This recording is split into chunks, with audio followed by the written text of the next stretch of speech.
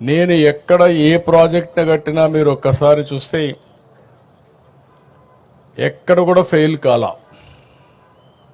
హైదరాబాద్లో ఎయిర్పోర్ట్ కట్టాం, 5,000 ఎకరాలు. నేను డే 1 ఒకే మాట చెప్పాను.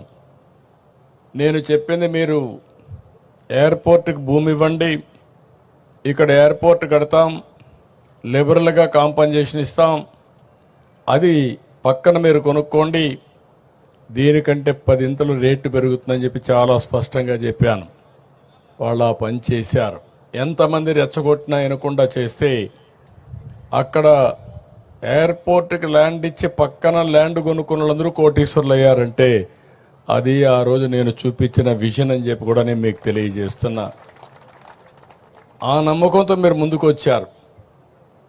ముందుకొచ్చి దగ్గర ల్యాండ్ పూలింగ్ కాన్సెప్ట్ ఇది ప్రపంచంలోనే నూతనమైంది. ఎక్కడ ఏ దేశంలో కూడా సక్సెస్ కాలా. అలాంటి నూతనమైన విధానానికి ఆ రోజు నారాయణ గారు, శ్రావణ్ కుమార్ గారు, పుల్లారావు గారు కూడా ఉన్నారు.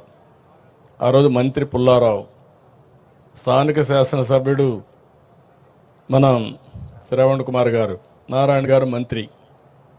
మీ అందరితో నెగోషియేషన్లు చేశారు. మీరందరూ ముందుకు వచ్చారు.